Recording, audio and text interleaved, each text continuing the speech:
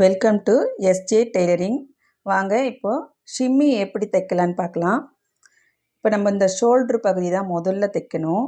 பாருங்கள், ஷோல்டரை வந்து நம்ம அர்க்காத் பண்ணோம் இல்லையா, அதை வந்து கரெக்டாக நம்ம வச்சு கழுத்து பக்கத்தில் இருந்து இப்போ நம்ம தைக்க ஆரம்பிக்கணும். பாருங்கள், இது கழுத்து பக்கம், இந்த பக்கத்துலேருந்து தான் நம்ம தைக்கணும். நான் ஏற்கனவே உங்களுக்கு சொல்லியிருக்கேன் இல்லையா, எப்போவுமே நீங்கள் ஆரம்பிக்கும்போது ஒரு பேக் ஸ்டிச் ஒன்று போட்டுட்டு அதுக்கப்புறமா நம்ம தைக்க ஆரம்பிக்கணும். ஏன்னா பிரிஞ்சு வந்துடும். ஃபஸ்ட்டு அந்த தையலை வந்து 2 தடவை போடணும் அந்த இடத்துல மட்டும். அப்போ தான் வந்து தையல் பிரியாது.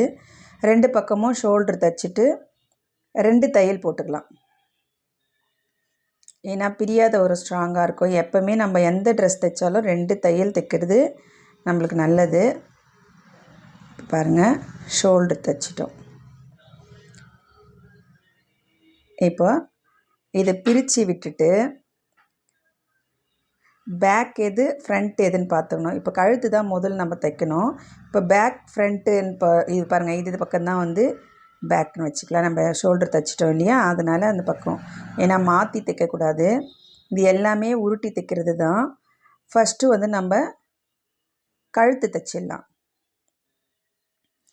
கழுத்து வந்து எப்படின்னா, நம்ம ரவுண்டு ஷேப் இருக்கிறதுனால முதல்ல தைக்கிறவங்களுக்கு வந்து சரியாக வராது. அதனால் நல்லா நீவி விட்டு கரெக்டாக பண்ணிவிட்டு இந்த ஷோல்ட்ரு பக்கம் வந்து கொஞ்சம் நேராக இருக்கும் இல்லையா, அந்த இடத்துல மடிக்கணும். இது பாருங்கள், இந்த மாதிரி மடிச்சுட்டு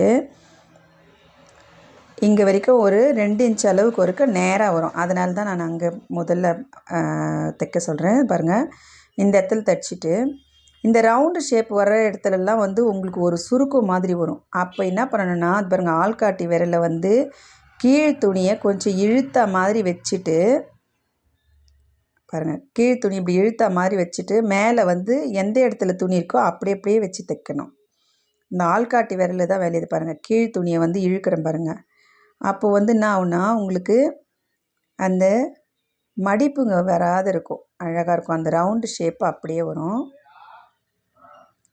இப்போ பாருங்கள், இதை வந்து இந்த மாதிரி அந்தந்த இடத்துலையே வச்சு மடிச்சுட்டு அப்படியே நம்ம தைச்சிட்டு வந்துட வேண்டியது தான். பாருங்கள், இப்போ எவ்வளோ அழகாக வந்துடுச்சு பாருங்கள். இப்போ அடுத்து என்ன பண்ணணும்னா, நம்ம ஷோல்டர் தைச்சிக்கலாம். 2 பக்கமும் அதே மாதிரி உருட்டி தான் தைக்கணும். ஷோல்ட்ரு, கழுத்து எல்லாமே எக்ஸ்ட்ரா துணி நம்ம வச்சு தைக்கலை. அந்த துணியிலேயே தான் நம்ம இப்போ மடித்து தைக்கிறோம். பாருங்கள், 2 மடிப்பு மடிச்சுட்டு அப்படியே எப்படி இப்போ கழுத்து தைச்சோமோ அதே மாதிரி தான் இப்போ நம்ம ஷோல்ட்ரு பக்கமும் தைக்கிறோம். பாருங்கள், இந்த பக்கம் முடிச்சிட்டோமா. இப்போ இதே மாதிரி தான் இப்போ இந்த சைடும் அது தைக்கணும். பாருங்கள், பேக் எந்த பக்கம் நம்ம இன்ட்டு போட்டிருக்கோம் இல்லையா, அந்த பக்கம் மட்டும்தான் நம்ம பார்த்து தைக்கணும். கவனிச்சிக்கங்க, பிகினர்ஸ்லாம் வந்து எப்போவுமே மாற்றி தைப்போம். இதெல்லாம் வந்து நம்ம முதல்லையே தைக்கும் போதே வந்து எந்த பக்கம்ன்ட்டு பார்த்து தான் நம்ம தைக்கணும் முதல்ல. ஏன்னா அதுக்கப்புறமா பிரிக்கிறதுல பிரயோஜனம் இல்லை. இப்போ ஷோல்ட்ரு அளவு வந்து இந்த பக்கம் எவ்வளோ இருக்குதுன்னு பார்த்துக்குங்க, அதே அளவு அந்த பக்கம் இருக்குதான்னு பார்த்துக்குங்க. இப்போ எனக்கு கரெக்டாக இருக்குது, நான் அதே மாதிரி தைக்கிறேன். நீங்களும் அதே மாதிரி ஷோல்டர் அளவு 2 பக்கமும், ஏன்னா மடித்து தைக்கும்போது நம்மளுக்கு வந்து கொஞ்சம் துணியை எக்ஸ்ட்ரா தைச்சிட்டோமா அந்த இடம் வந்து கொஞ்சம் கம்மியாகவும் ஜாஸ்தியாகவும் இருக்கும். அதுதான் பாருங்கள், இது முடிஞ்சிருச்சு இந்த பக்கம். இப்போ வந்து இது 2 ஷோல்டரையும் ஒன்றா ஆக்கிட்டு பார்த்திங்கன்னா இந்த துணி 2ம் ஒன்றாயிடும். இப்போது இந்த சைடு இருக்குது இல்லையா, இந்த சைடை வந்து நம்ம கொஞ்சம் குறிச்சிக்கலாம், மார்க் பண்ணிக்கலாம். அப்படியே தைக்கிறதுனாலும் பரவாயில்ல, இல்லைனா இந்த மாதிரி மார்க் பண்ணிவிட்டு இடுப்பாண்டை மட்டும் கொஞ்சம் பாருங்கள் இப்படி கிராஸில் வரணும். தெரியுதுங்களா, இது மாதிரி.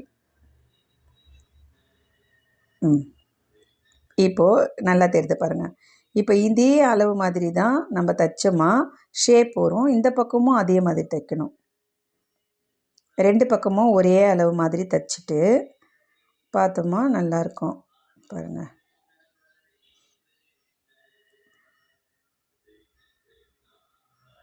இந்த பக்கமும் அதே மாதிரி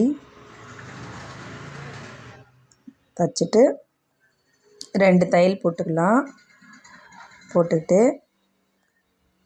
இப்போ வந்து நம்ம கீழே வந்து பாட்டம் இருக்குது இல்லையா, அந்த பக்கமும் நம்ம உருட்டி தான் தைக்கணும். இதுவும் வளைவு பகுதி.